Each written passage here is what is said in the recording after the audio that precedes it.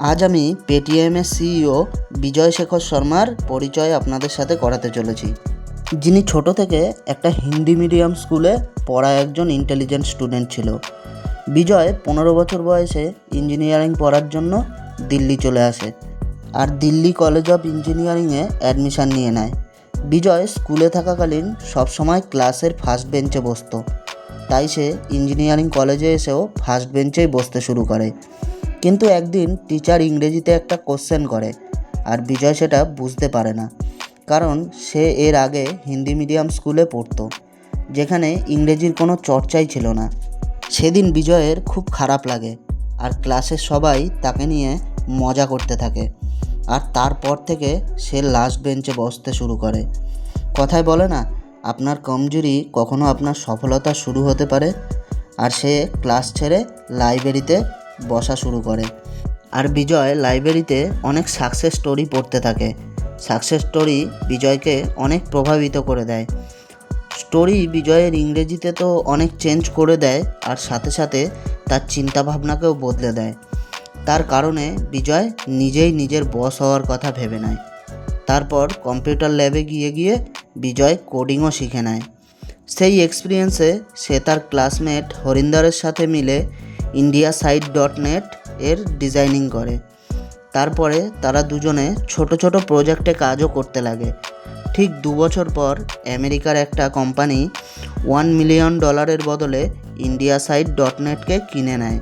তারপর 2001 সালে বিজয় তার দুজন বন্ধুকে নিয়ে সাউথ দিল্লিতে একটা ছোট রুম ভাড়া নিয়ে 5 লাখ টাকা ইনভেস্ট করে 197 নামের একটা কোম্পানি বানায়, যা মোবাইল ইউজারদের মোবাইল কন্টেন্ট যেমন নিউজ, SMS, রিংটন আর জোকসের মতন পরিষেবা প্রদান করত। আর 9/11-এ আমেরিকাতে টেররিস্ট হামলার কারণে 197-এর বিজনেস খুবই ডাউন হয়ে যায়, আর খুব তাড়াতাড়ি কোম্পানির ফান্ডও শেষ হয়ে যায়। আর তাতে তার পার্টনাররাও নিরাশ হয়ে যায়। প্রায় 2 বছর সেই পরিস্থিতি থাকার জন্য 2003 ও 2004-এর সংঘর্ষের সময় বিজয় অন্য জায়গায় জব করে নিজের কোম্পানিকে বাঁচিয়ে রাখার চেষ্টা করতে থাকে। তার এমপ্লয়িদের স্যালারি বিজয় তার বন্ধু রিলেটিভদের থেকে বছরে 24% ইন্টারেস্টে নিয়ে মেটায়। আর 2004-এ বিজয়ের ডুবে যাওয়া কোম্পানিতে পীযূষ আগরওয়ালের সাপোর্ট মেলে, আর সে বিজয়ের কোম্পানিতে 4 লাখ টাকার ইনভেস্টমেন্ট করে আর 40% শেয়ার কিনে নেয়। ক্যাশ ফ্লোতে চেঞ্জ হওয়ার কারণে কোম্পানি প্রোগ্রেস হতে শুরু হয়।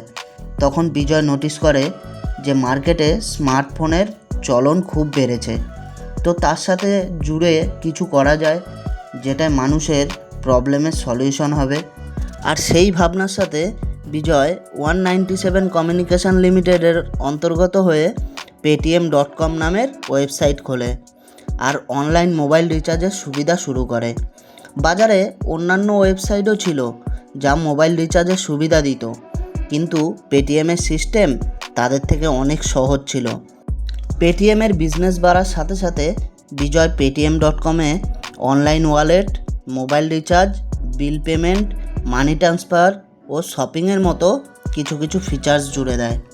এবার বিজয়ের সংঘর্ষ ও পরিশ্রমের ফল মেলে, আর ধীরে ধীরে পেটিএম ভারতের সবচেয়ে বড় মোবাইল পেমেন্ট ও ই-কমার্স প্ল্যাটফর্ম হয়ে যায়। বন্ধুরা, সবসময় এটা মনে রাখবে, ভিড় সবসময় সেই রাস্তাতেই যায় যেই রাস্তা সহজ হয়। তার মানে এই নয় যে ভিড় সবসময় সঠিক রাস্তায় চলে। তো নিজের রাস্তা নিজে বাছুন, কারণ আপনাকে আপনার থেকে ভালো আর কেউ জানে না। নিজের সঠিক রাস্তা বাছুন আর সেটাতে পরিশ্রম করুন। দেখুন, সাকসেস একদিন আপনার হাতে ধরা দেবেই।